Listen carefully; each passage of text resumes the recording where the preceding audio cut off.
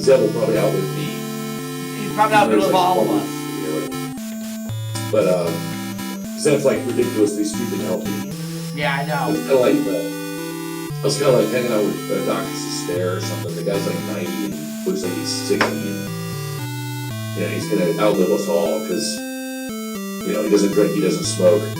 Well, he drinks a little bit, but he doesn't. He's super. He's just like one of those guys who's gonna live to be 100. Yeah, he is so damn on it. Yeah. I mean, Dennis has been a professor emeritus since I met him, which was 1995 or something. Well, he's been an emeritus professor since then. So I'll reach out and double check the dates, but we got an event called Down with Power that weekend. I mean, if just one or two of you guys come down, it's wicked fun, and it's honestly you'll probably know about half the people there. Cool.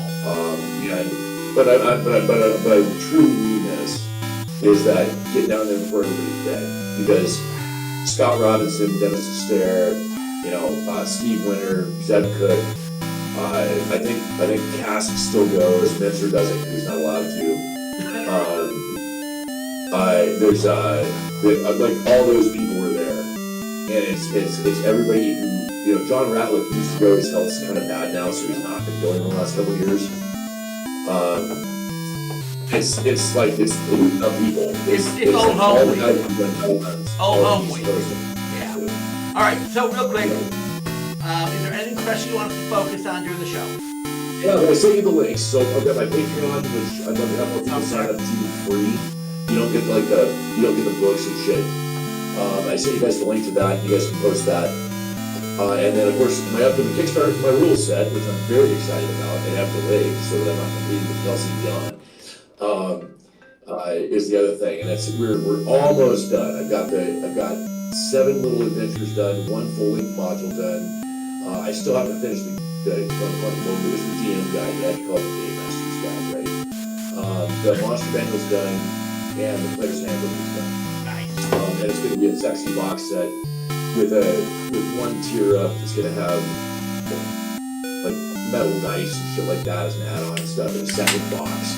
Because it's sort of I would call it a what do you call those things when you're like a jerk and you just want to make something anyway, one of those things for myself.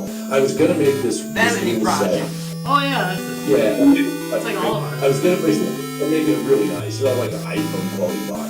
I almost had this thing ready to go back in 2010. So I was gonna replace this rule set is the rules I've played by for 40 years. Or 45 years now, actually. Almost 50 years, that's terrible. Anyway, it's a white box rule set with additional, I call it advanced white box. I mean, I think a couple of you guys have seen the draft of it from last year or whatever, right? Right. So it's white box that incorporates the classes from AD&D. And then there's a few other things about it that I'll talk about during the next hour or whatever with that. That I think differentiated from other stuff a little bit. But it's the same rules I've used since the late 70s. Anyway, the reason I didn't publish it, real simple reason, is at the time I bought Matt Finch's company and we produced Swords of Wizardry. So I didn't want to have 2 rule sets. And then said Matt separated from the company, and that's all friendly and good, and I'm happy for him. And he wanted to be on the creative side again. And he was having too much business side stuff. And he makes great stuff, and everybody should support Matt. But at that point, we didn't have a rule set. And so I saw an opportunity, and being the CEO, I decided we're going to publish my damn rules. And so in April, I don't exactly have a date yet, it'll be mid-April. There's a sign up that you guys have a link to, you can post. We're gonna publish my rules, and I'm gonna make it really, really nice. The interior books are gonna be hardcovers. It'll go inside of best described as an iPhone box. There's an adventure that will only be released with the box set. I'm gonna do my encounter tables are epic. I can send those to whoever wants to see them if you guys dig me. It's like 35 pages of encounter tables. My daughter and I spent about a week going through the entire 280-page box monster manual, whatever, and ranking everything by rarity and what biome they belonged in. And they came up with encounter tables, including non-monster encounters, like, finding an oasis in the desert, or finding an island near a river, or a trap randomly appearing in the wilderness for somebody waiting, finding a village or a city or a dungeon, as a percentage chance on encounter tables. And so I'm pretty proud of those. Nothing's going to give us a giant poster map, and it's in the third book. Oh, nice. Visual tables. Okay. Let's hold for a moment. We're about to go live. Go for it.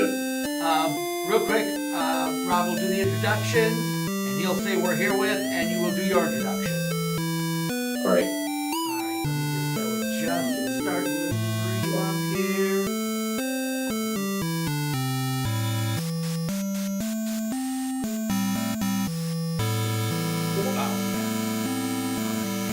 So it's streaming live right now, and we're streaming live on YouTube and on Discord.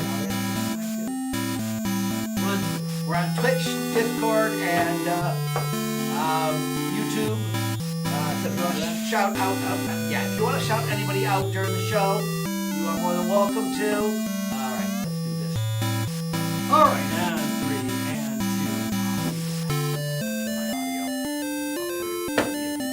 2. And 3 and 2 and 1 and live from the 6th floor basement of the Guys Games and Beer Towers. It's the Guys Games and Beer Show. Yay! Wow, Jacob.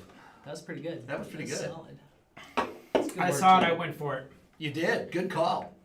I'm So- drinking it, so good. This is G2B Interviews, and today we're here with... I'm Bill Webb. I'm the CEO of Frog Gun Games. Look at how good he was at that. I know. It's almost as if he's been on the show before. Yeah, maybe he Once or twice, yeah. He may have had a little experience with this.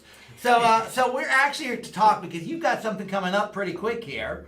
What would people be interested in finding out that's coming up? Well, we got a few things actually that I'm pretty excited about. One is, and I'll get to the important one last. So first of all, it's my Patreon, and they'll provide the link to you at some point in this video to show you that. And what I'm doing there is free to join. Obviously, if you spend money, you get better stuff, and you get other insights and things from me. But I like having the ability to communicate with people. And honestly, the best thing about the Patreon is it gets my ass out of bed and makes me write every day. And so that's huge for me. So join, even if it's for $0, and go check it out. I'm offering quite a bit of value to the folks who do that. I'm actually running weekly games for about 5 or 6 of them that are playing a weekly game with me. That's awesome. And then producing short adventures every 2 weeks on that are not completely exclusive to the Patreon, but they definitely are part of the Patreon. The second thing we have coming is Tome of Artifacts for 5th edition. That'll be probably in May, I'm guessing. And that's another of our tome series. Those of you who've seen that before, know we've done about, 15 of these things at this point. There's, wondrous items and treasures and alchemy and about 5 or 6 monster books and several other things. I honestly am getting old enough I can't remember which all of them are because we've been doing it for 20 years. But there's a bunch. But the Tome of Artifacts I'm really excited about. It was a book that sort of came out at the end of 3.5. About half of it did. And then it sort of got canceled. I think we only made like 500 units of it because it was for 4th edition, got it really late. So it's an incredibly rare 3.5 book, modified and new stuff added for 5th edition. And so that'll be out. I think the Kickstarter for that's going to be in May. And Edwin and Zach will probably kick me in the face for saying that, but I believe that's true. And then last but not least, and most important, really is my rule set, which is going to be called the Necromancer's Game, strangely enough, you can see Necromancer's Game, is going to be releasing on Kickstarter in mid-April. And what that is the rule set that any of you who've played with me at conventions probably already recognize, but it's finally been formalized. And it's going to be a sexy box set because I'm the boss and I was allowed to make it that way. And so it's a complete game all by itself. It's a advanced white box rule set with 11 character classes in white box form, including bards, which don't necessarily seduce drag, but they're good at stuff. An interesting take on hobbits, halflings, because they call them hobbits. And it'll be a 3-book box set. plus an adventure in the box set that will only be in the box set. Totaling about 450, 500 pages. Those of you who bought my stuff before know that my box won't be one of those ones that like breaks like an old Forgotten Realms box. We built pretty high quality on these things. And there'll be dice in there, and it'll be a complete, you buy the box set, you can play the game. In addition, we're gonna be offering some higher end stuff, probably some, gold dice, that kind of thing. Not pure gold, but, gold plated dice. And, some extra material on a Zach's making me write like 5 miniature adventures or whatever to go in some sort of thing, and probably a DM screen, something like that as an add-on for a high-end pledge. But I'm really excited because I've been trying to get this to press for a long time. I didn't for sundry reasons over the years, and we're finally going to have our own rule system out there like it was intended to be for the last at least 20 years. It's going to be compatible with most of your other OSR games and that kind of thing. There are some really significant differences though. One is anybody who's ever played with me knows that fighting things is dumb. And so there are a lot of rules on parlay and negotiation. There's a lot of rules on morale checks for monsters, not for player characters, because you make your own decisions. And there's a lot of checks, there's a lot of material there on evading and negating combat, running away. And of course, you're still going to fight stuff because it's a white box game, so you got to fight stuff. But anybody who's ever played a white box game knows that wizards have 3 or 4 hit points. And so if you can avoid fighting something, it's usually smart. I've got extensive rules on gathering information and using sages and, finding out rumors in taverns and that kind of thing. And researching in libraries even, because those of you who've read my other stuff, which maybe 1 or 2 people have, know I have this tiny little 800,000 page world setting that has a lot of libraries that are from like a Forgotten Age type thing, sort of Library of Alexandria type stuff. And in my home games and in my convention games, there's been a lot of work with that, where you can research things and figure things out. So it's I would call it a not murder hobo white box game, if anything.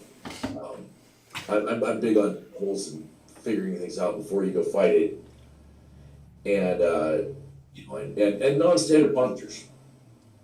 Throw questions at me, guys. All right, so non-standard. Well, you just mentioned non-standard monsters. Give us an example. Okay, so several people in the audience or on the video screen right now probably have read Ravenathic, right, or at least perused through it. I think we've sold about $4 million worth of that book over the last 25 years. You'll notice there's things like Max the Otug on level, 2 of that dungeon. Who's an Otug, but he's smart because he's a Neo Otug actually. He's smart, and if you try and negotiate with him, you can camp there. Now it might stink really bad, but instead of fighting him and killing him and grabbing his 500 gold pieces worth of treasure, it might provide you a safe haven there. Another example that came from my home play game recently was, a big pack of wolves, dire wolves included, right, is stalking the party. And the druid went out and, did a speak with animals or whatever, right, and then tried to negotiate with the wolves. They ended up finding out this bad thing was in this cave. And a bad thing in my game usually is a monster that is not in the monster manual, right?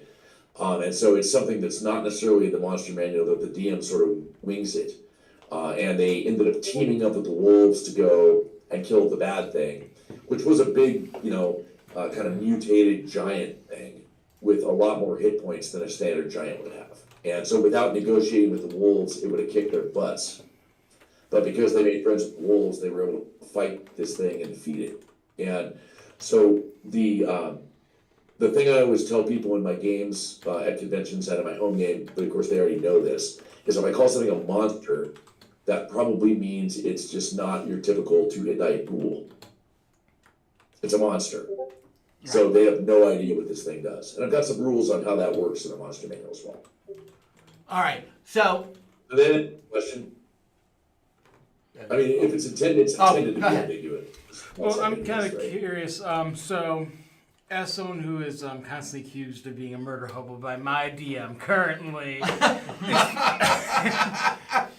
point where there was a situation when we were playing where we were literally trying to avoid combat at all possible needs, and trying to roleplay something like, we don't want to fight you, stop attacking us.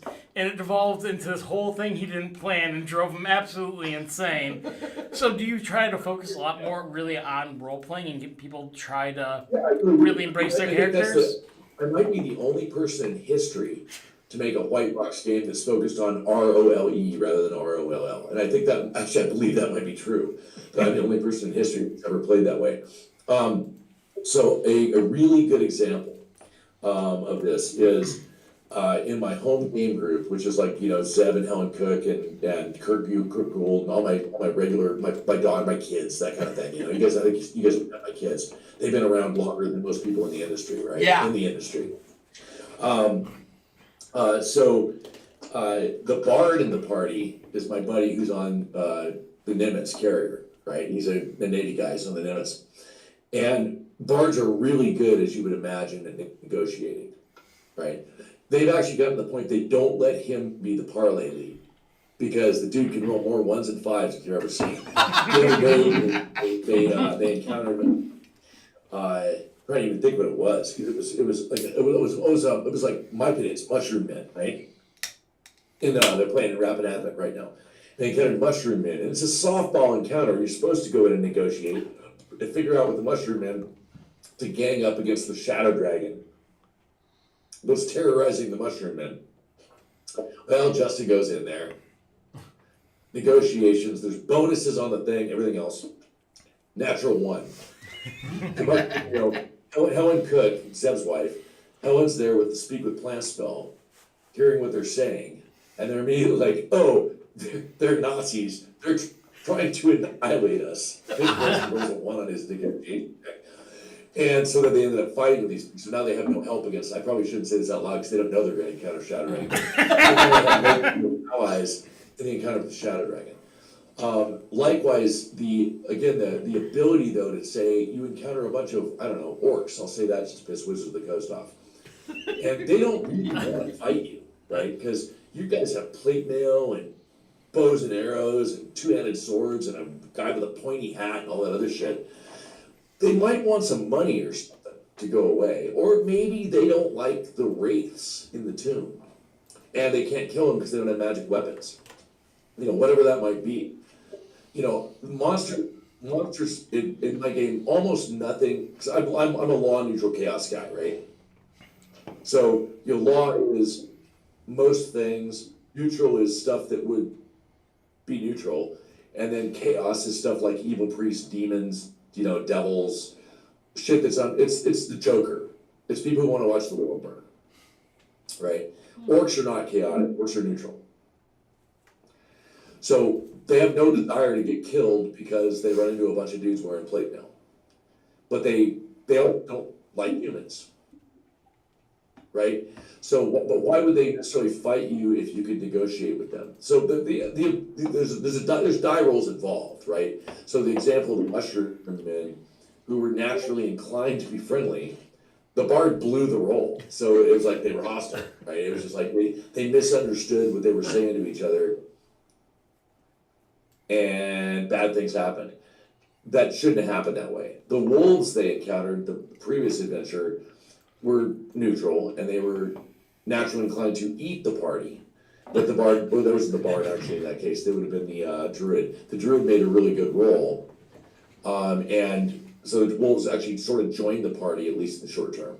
Does that make sense with what your question was, or do I need Yeah, to no, that expand? makes complete sense, and Right. it's pretty So, interesting. so The cool thing about that, lets the DM sort of, improvise a little bit about, okay, that's pretty cool. So the wolves know about this thing where they have to go kill this thing because they're scared of it. There's bad juju over there, and the humans might know how to kill that.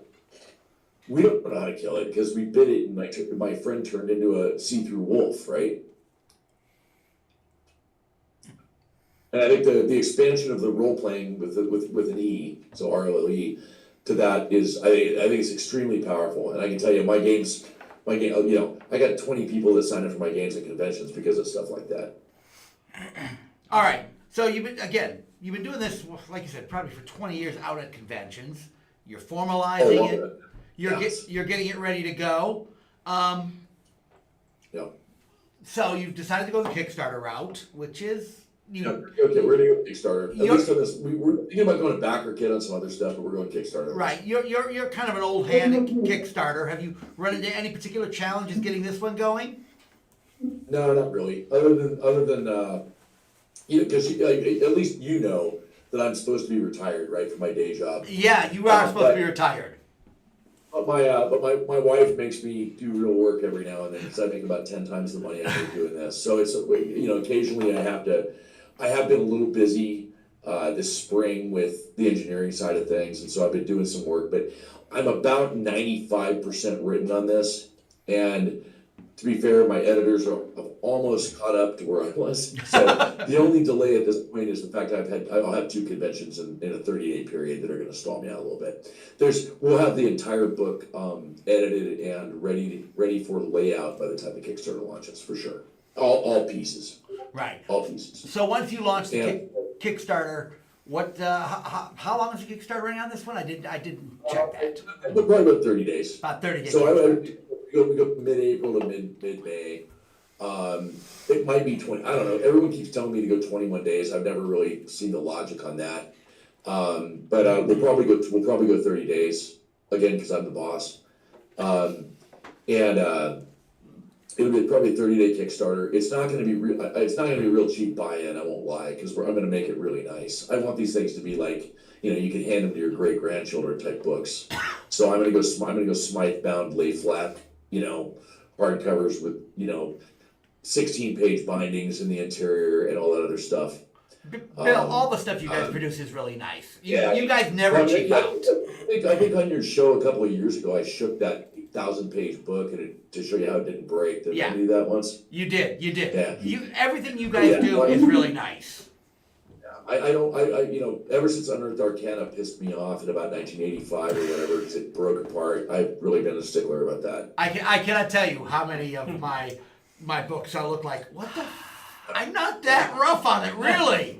All right. I So recently one other had thing a book. about this, I'm going to throw a shout out on somebody. So our cartographer, who you guys have seen thousands of pieces by over the years, right? A guy named Robert Altbauer, lives in Austria, is a big bio tapestry fan, right? And he's also a big Call of Cthulhu fan. And he had been making all this artwork that was sort of bio tapestry / I'd call it Monty Python / Call of Cthulhu for years. And he'd send me stuff just not to use, just to check out because he thought it was, he knew I'd think it was cool.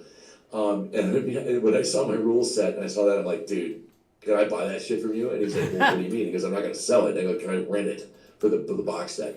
So when you see our artwork and when you see the Kickstarter, you'll see a taste of that. But there's 50 pieces. And it'll make you think that white rabbits are going to jump up and rip your throat out.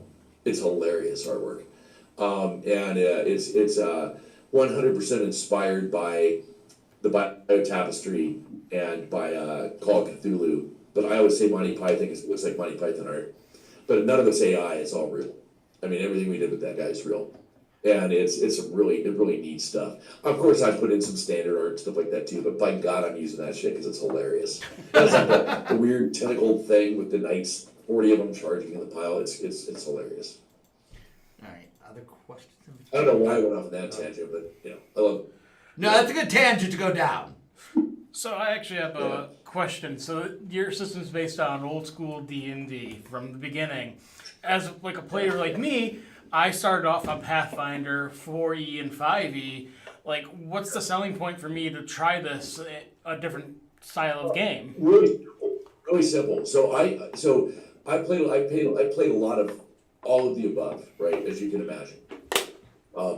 How long does a 10-person and 5 monster encounter take in Pathfinder? A while? Well, as a person that runs games occasionally, can take a while. An hour, 2 hours, something like that. Yeah, definitely. I've had one that only lasted 45 minutes. Everything in my game can be resolved on 2 dice rolls. So, and by the way, that applies if I have 20 players, which I frequently do. I think my maximum at a convention was 32 a couple years ago at Game Hall. everything's 2 dice rolls or less. And so the complexity is very low. The ability for players to be creative is very high. There's no such thing as a spot check or a search check or whatever. You tell me what you do and I decide whether, and there might be some dice, but I'll tell you what you think, what I think it happens or whatever, and then you make a die roll and that modifies what I think happens, right? So I have, I mentioned earlier, and I didn't mention this very clearly, I don't think, there are really three things that differentiates this from even other old school games. First one's the parlay, I already talked about that a little bit. The other one's morale checks. That one's sort of self-explanatory. Stuff doesn't want to die. If you're kicking its ass, it might run away. Ancillary to that, combat's worth no experience points. Getting gold, solving puzzles, achieving objectives, that kind of thing's where you get all your points. Last and most importantly, we have a mechanic called the lore check. Okay. If it sounds ambiguous, it's because it is, and there's about 100 examples that are going to be in the book of how this all works. But every character has a lore ability, and what the lore ability is, it replaces skills, feats, all that other junk. Now, I did this before everybody had skills and feats and other junk, so it was like a D6 roll. So if you're a wizard and you want to identify a potion, roll a lore check. You know, if your intelligence is 13 or higher, great, you get -1 in your roll. Low is good. And if you have 1 or a 2, you know, you figure out that the potion's a potion of giant strength versus poison or whatever. If you're a ranger and you want to track, roll a lore check. Your wisdom's 13 or higher, subtract 1. If it's 8 or less, add 1. You know what I mean? That type of thing. And if you succeed, that kind of thing. Bards are really good at stuff like that. They're actually, I wouldn't say they're really good. They check as if they were everybody, but their score kind of sucks. Rangers are really good at certain skills, like wildernessy type stuff. Druids, same way. Wizards at magical stuff. Fighters and paladins are pretty much just terrible at all lore checks. Dwarves are good with stonework and things like that. Elves are good with secret doors and things like that.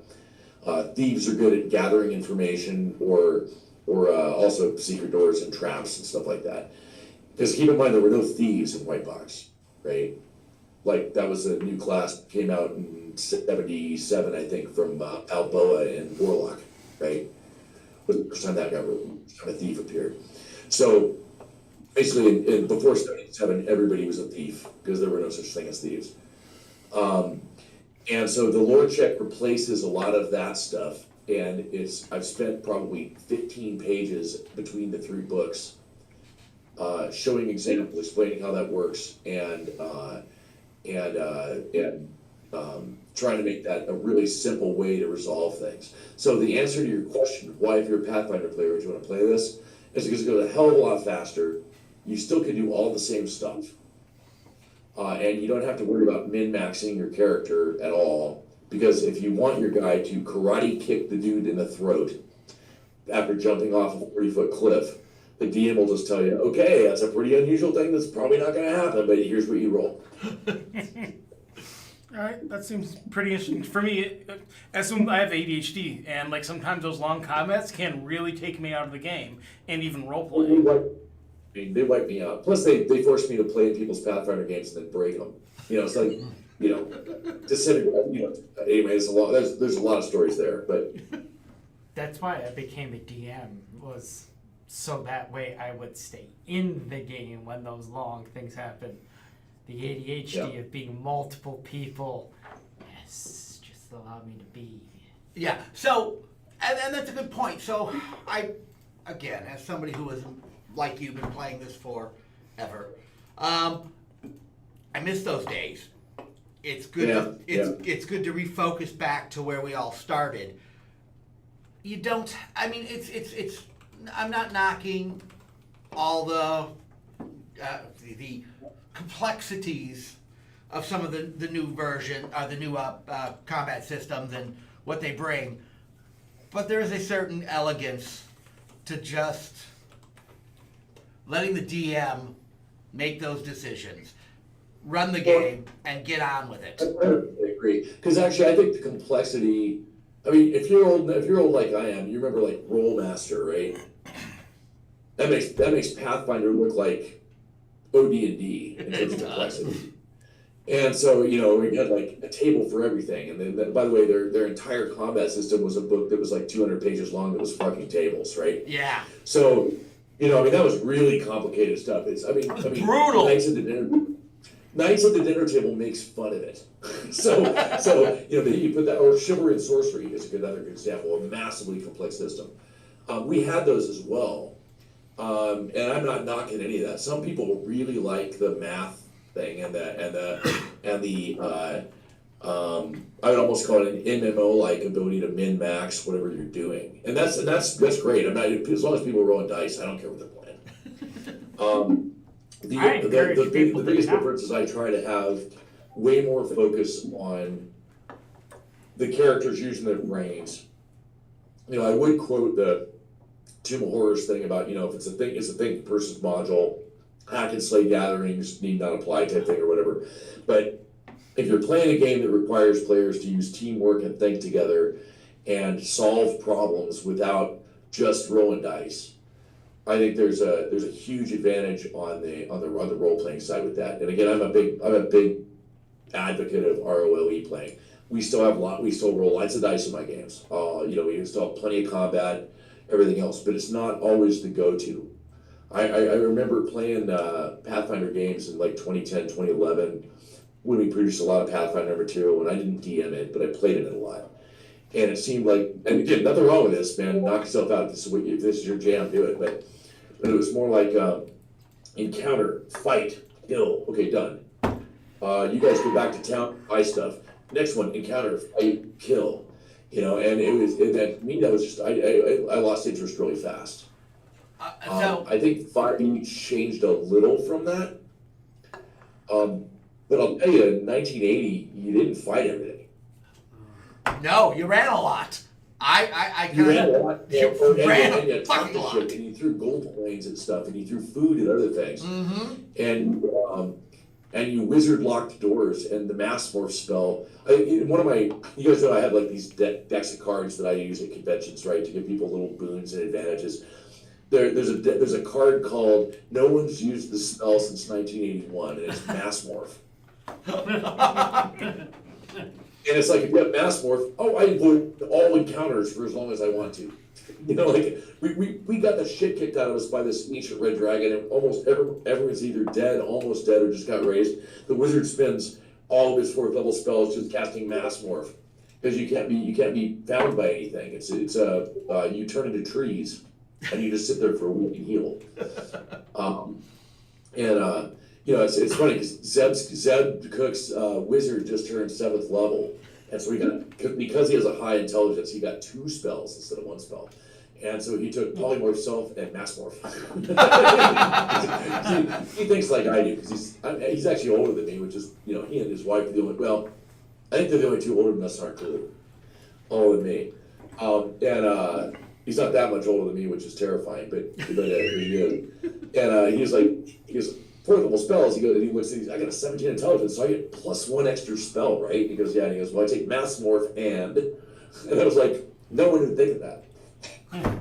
Because it's we don't have encounters every night spell. Again,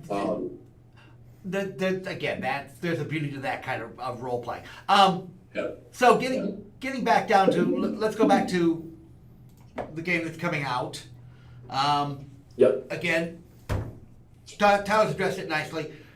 I do like the simplicity of this. I do like the fact that You got a set of the beta rules, I think. Yeah. Yes.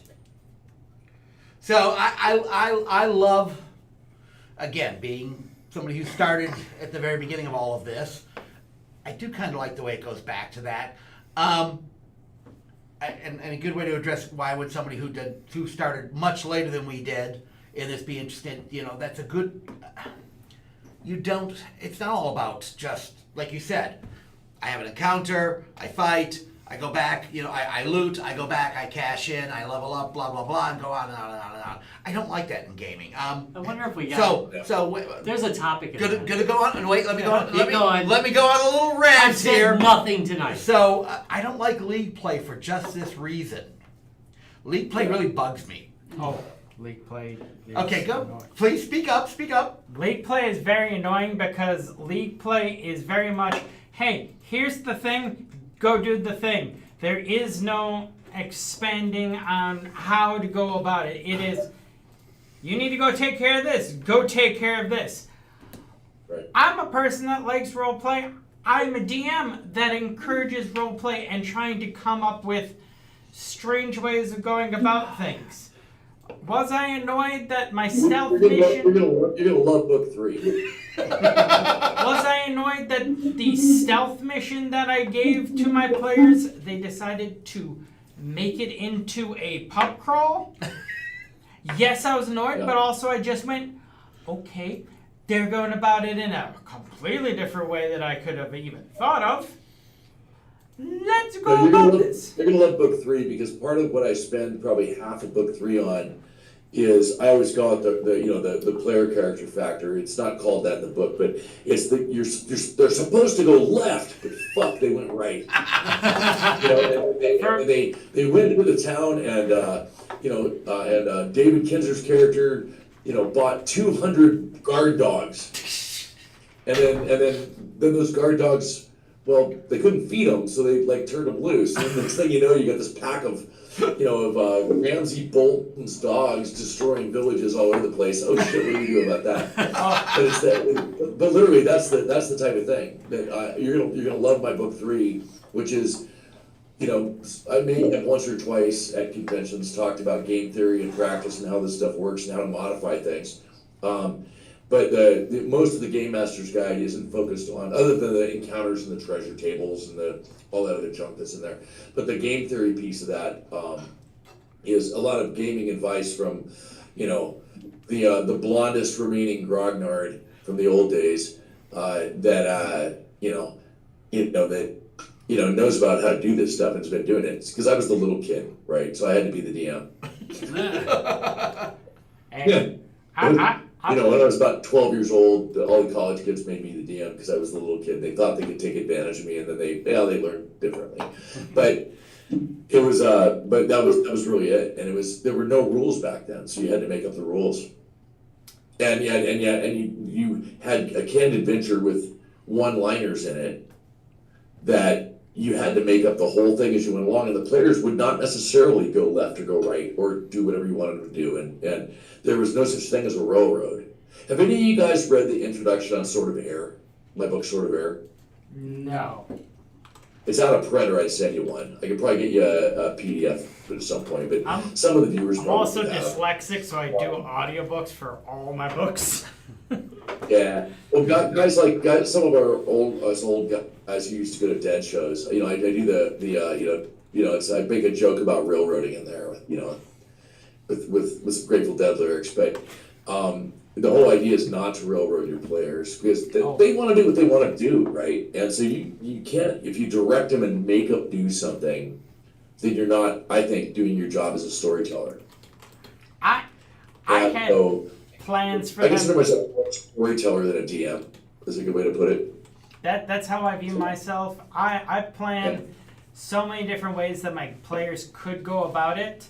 It was for that one mission that I went, okay, they could go left, they could go right, they could go straight, and they decided, we're going to go through the wall. And we're going backwards, man. I destroyed a Pathfinder game one time by I had what do you call those wizards that get lots of the same spell? I just call them sorcerers. Sorcerer. So I had I could cast 4 at one level spell, and but I only didn't know very many. And I took the spells, and the guys that were in the group with me thought I was just an idiot, right? Because I took Disintegrate and Pass Wall and Dig and Rock to Mud and stuff like that. And they were like, you're not taking, whatever to min-max your... I was like, no. So we get to this thing, and the GM gives this huge 15-minute role play explanation of this door, and I disintegrate it. He's like, what? And he goes, well, it gets a save. I go, no, according to the book, it says there's no saving throw for inanimate objects. And he's dead, right? So I disintegrated his big super puzzle trap thing. And then we go into the next room, we fight something, whatever, and I'm useless because I have no offensive spells. And then I'm like, all right, I can't remember what I did next. It was some kind of divination spell about, I don't remember what it was. Some Pathfinder spell that I don't have in my rules, but I'm like, all right, I pass wall that way. And he's like, okay, we go into the next room, and pass wall that way. Go to the next room, pass wall that way. Okay, you reach this new giant golden altar, blah, blah, blah, disintegrate it. And this guy's ready to punch me. And he was like, he fucking hated me. Because we did the whole, it was supposed to be like a 3-round, 12-hour adventure. We finished it in like 2 hours. I've had some moments like that. Drill a hole in his dungeon, and we fit. There were like 5 or 6 groups of people. We won the thing, whatever it was. It was like a competitive thing. Because nobody died, and we accomplished the objective. But that guy he had no answer to me. Just didn't know what he was doing. Yep, I pissed off someone with 5 barrels of grease and 1 spell. Totally. I used pissed us off with 5 barrels of grease, so yeah, nice. Well, even recently, just my last session, I totally broke my DM's trap by using shape water, and he was like, "You fucking kidding me?" Yeah. But that's a beautiful thing. When a player can pull something like that off, man. He was laughing right along with us and absolutely loved it. He's like, "This is perfect, awesome." DM was laughing and just went, "You're an asshole," and I went, because 5 barrels of grease and sweat 2 hours prepping this counter. 5 minutes. That's not fair. But I actually appreciate when they can do that. It's my daughter used a dig spell one time when they excavated this tomb and there's a river nearby, and this vampire pops out and she fucking excavates the running water into the thing. It's like, oh man, come on, It was like, okay, the vampire dies. You kill the vampire. But you can't get down there now. And she's like, I guess water breathing. It's like, Jesus, there we go. And then some of you already seen that, you've already heard the Sticks to Snake story. I don't need to tell that. That's in one of my books. But she constantly foils me. And John's worse. It's, you just, their ability to find like loopholes and stuff. So I try to stay rules light so there aren't that many loopholes. That is the plus side of rules light. The DM gets a lot more discretion, and yes, you don't have as many loopholes. Lets the players be smarter too. It's like one of the things I talk about in the falling damage section is what if you drop a piano in someone's head from 100 feet up? I don't think that's in any rule set. Now that you mention it, I have not seen that listed as a table. creative DM rolls for it, but Yeah. And so you gotta figure that out. And and it's like I talk about that type of thing a little bit. Obviously it's a 200-foot drop. You take 20d6. Well, what causes the 20d6? That would be, I don't know. That would be the velocity squared, right? So not the mass, it's the velocity squared. So if a 200-pound rock falls 200 feet, well, it's going to do 20d6, right? The AI assistant's really going to help out in the future. Yeah, believe it or not, being a stick and geek, right? I actually figured it out. 200-pound body versus a 200-pound sack of water versus a 200-pound rock. The 200-pound rock really only need to fall about 60 feet to do the same as the sack of water would at 200, but you get my drift. But based on the density, we don't need to go there. I did figure it out. My son questioned it. So, but it was, that's why he's in engineering school. I was just going to say, we wouldn't know you were an engineer at all, Bill. Yeah. I left everything the standard. So, but it was, I wasn't going to go there. I'd be happy to play Rollmaster if I was going to do that. All right. To come back. Okay. So one more time, let's talk a little bit more about the upcoming Kickstart. It's going to start when? It's not open yet. Mid-April. Don't quote me on a date yet. It'll be about a month. The other shout outs I wanted to give, of course, I'm going to do that real quick before I finish about mine. But so anyone who hasn't checked it out, Kelsey Dion's Shadow Dark, her second Kickstarter is going on right now. It's going to hit $1 million on the first day. Her material is outstanding. And by the way, which I like even more because it's almost 100% compatible with my material, which is great. So go buy Kelsey's Kickstarter. It's great stuff. We'll put a link in the description for that too. Okay. What now? We'll put a link in the description for Kelsey's Kickstart. Yeah, please do that. But we'll throw out one letter. Of course, Steve Chenault and Lou Gygax are publishing Castle Greyhawk, Castle Zagat. And it was published very briefly in 2004 or something, and then they got a cease and desist. But there's been nothing anybody can talk about from settlements that have gone through since then.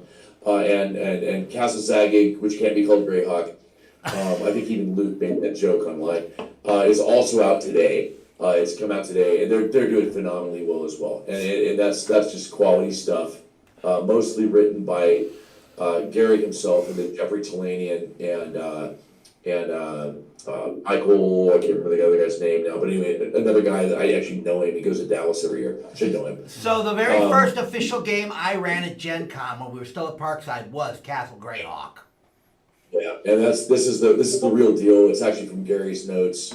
Of course, he passed in 08, so they never finished it while he was alive. But it was it's pretty special, and they're both doing really well. And again, the best thing about Castles and Crusades, the best thing about Shadowdark is you can run my stuff with both of those, and you can run their stuff with my stuff.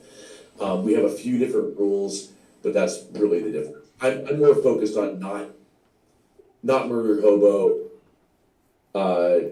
Actually, Kelsey's not really that much either, except for she sort of random rolls every time. She doesn't have alignment, so there's that. But we have different things, but they're all compatible and they all work together. My Kickstarter is going to be my rule set from the late 70s. It's going to be out in about 2 weeks. It's going to be an absolutely super high quality hardcover books in an iPhone box, basically an iPhone box. We're going to have a lot of supporting material that goes with it. There'll be premium pledges that include stuff like, gold-plated dice and that kind of thing for those of you who, are high-end pledge people that want to get a limited edition something. There'll be something special there that's only available on the Kickstarter, probably in both the regular and the limited edition. And then these lovely men that I'm talking to right now will provide links later, but I have a Patreon that also produces adventures twice a month for my rule system and little snippets of my rule system, which again is an advanced white box rule system that is focused on role playing, ROLE. And I guess that would be my general synopsis. All right, guys. Any other questions before we wrap this up? No, the only one is what comes in the box. Because I was busy Yeah, doing. so What's in the box? What's in the box? And this could change a little bit, but probably not much. In the basic box itself will be 3 hardcover books. There'll be a player's handbook, there will be a monster manual, and there will be a dungeon master's guide that can't be called that. There will be a set of dice, which is 3d6 and a d20, because my entire system is based on d6, d20. There will be a poster map with the encounter tables, which are also in the game master's guide, but having the poster map for all the biomes at once that's kind of big is kind of neat. Any of you have seen like Necropolis or any of the other big books we've done with big poster maps? I like I'm a big fan of poster maps. I just stick them on my wall. There'll be a module in that box that's an adventure that's already written, and it's pretty neat. It illustrates all the mechanics, and it's almost a how-to for the rules. Not that they're that complex, but it does operational definitions and explanations of things like the parlay rules and the morale check rules and the lore checks and things like that. So I think that's all that's in the box. I could be wrong, I'm probably missing something, but that's the main components of the box. The add-on thing for the premium pledges will have a different set of dice that's going to have monogrammed logos for Necromancer games that look like Orcus, right? On the D6s, and then another D20. They're going to be gold-plated, sexy dice. It'll have a Dungeon Master screen, I think, but I'm still waiting to sort out the costing on that because I don't want to get it too expensive. And there's going to be a series of additional short adventures that'll be, I think I committed to Zach today for 6 of them. I've written about 4. There'll be, 4 to 6 pages, something like that. that'll kind of it'll utilize the rules and sort of really show everybody how to play. And there might be something else in there. I don't want to talk about it yet. There might be something else in there that I'm still working on pricing on. All right. Bill, thank you for being on the show tonight. Great seeing you again. Anytime, man. You might want to, if you're around Wednesday night, I got a room for a thief in our Wednesday night game. Yeah, with my copious spare time right now. All right, Rob, take us out of this mess. All right, number one, if you want to check out the Necromancer's game, there's a link down below. No matter where you're viewing or listening to this, you're gonna see a link down below.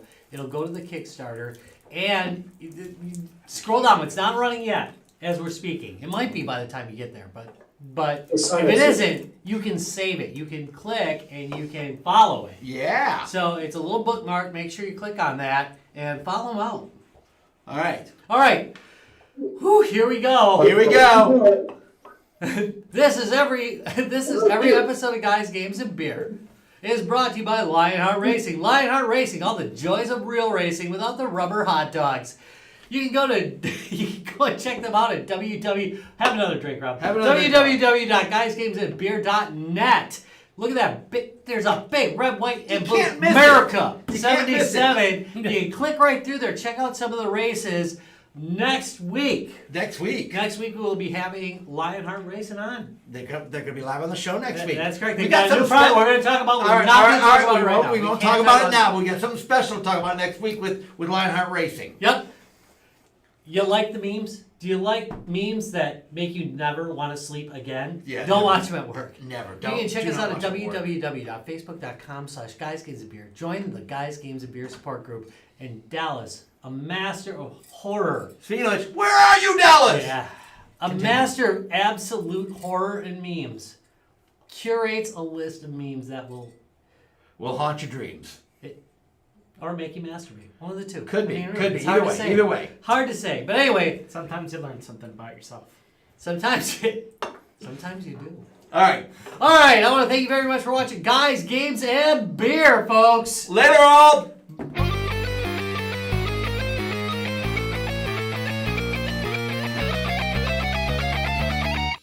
Guys, Games, and Beer.